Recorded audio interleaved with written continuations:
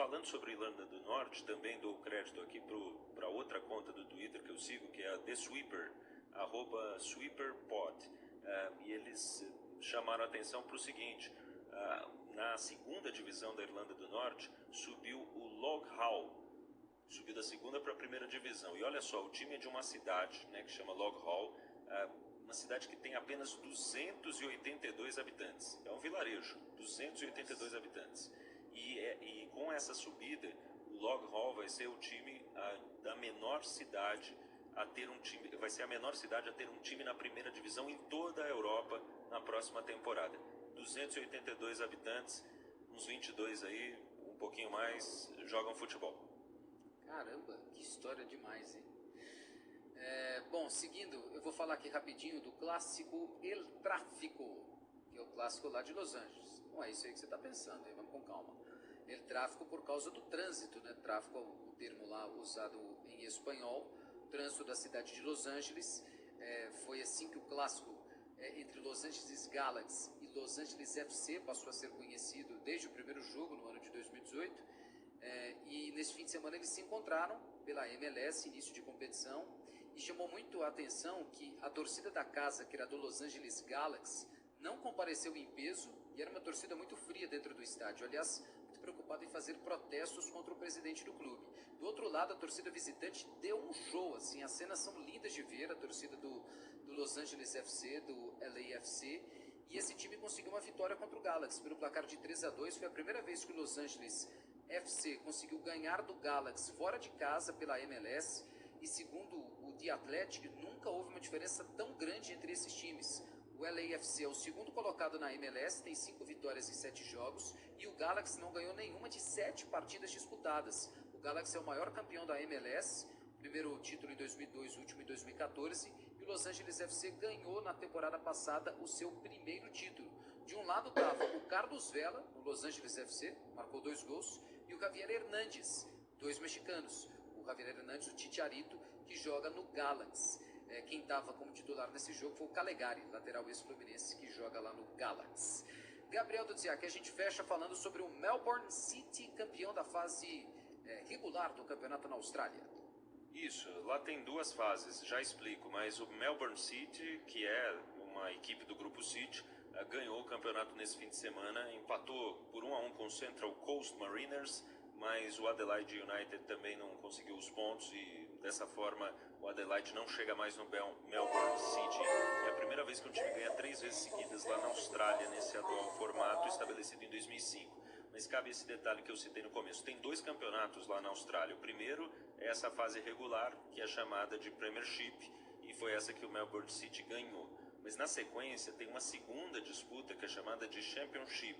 E aí é um mata-mata com as 6 melhores equipes do campeonato australiano. O primeiro e o segundo dessa primeira fase já entram direto na semifinal. E aí, né, depois quem vencer e tudo mais vai para a grande final. Que deu polêmica nesse ano, nessa temporada, você lembra, né, Vinícius? Teve aquele incidente no jogo entre 2 times de Melbourne, né, no qual um goleiro foi atingido por um extintor de incêndio, um balde, uma coisa estranha ali, né? E o motivo era, assim, o motivo da violência não dá para entender, mas o motivo era um clima muito bélico, porque houve protestos contra a organização do campeonato que queria fazer esse Final Four, esse Final Six, com a final sempre em Sydney, mesmo que fosse um time de Melbourne ou de outra cidade australiana. Então, esse campeonatinho vai rolar sim, vai rolar a final lá em Sydney. Aí a gente acompanha depois, mas por enquanto, na primeira parte aí, foi o Melbourne City o campeão. E assim encerramos o lado B da bola, já na madrugada desta terça-feira. Gabriel Dudziak, uma boa semana, até mais. Valeu para você também. Muito obrigado a você que nos acompanhou. Na sequência vem o repórter CBN, o CBN Madrugada com Paulo Galvão. Muito obrigado a todos. Tchau, tchau.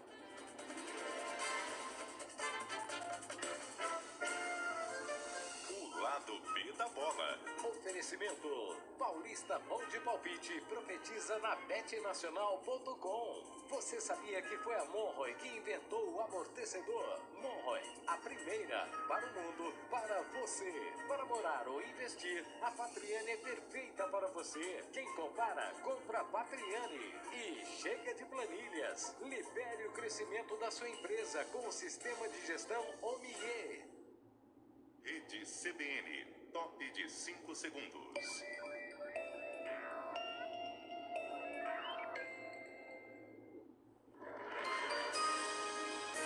Repórter CBN. Oferecimento Bradesco Seguros. Com você, sempre.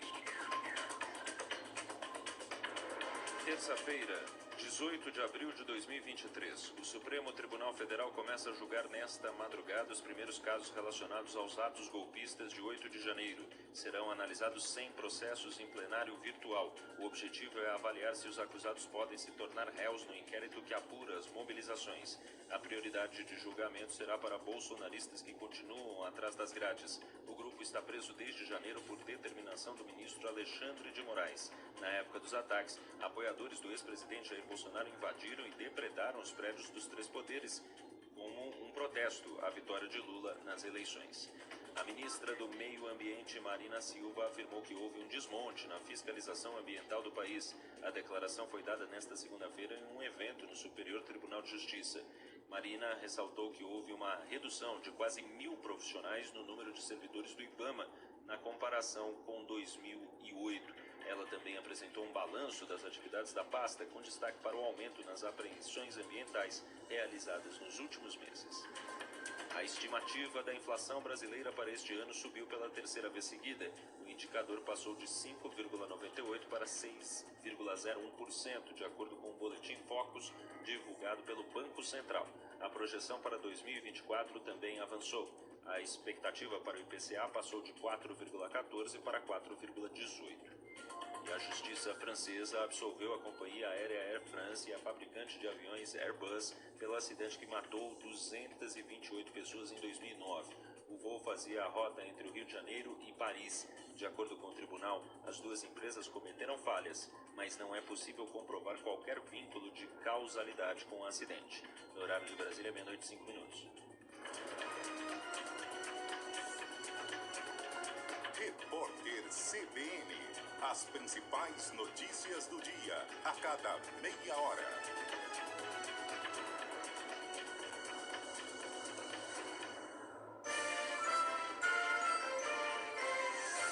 CBN Madrugada.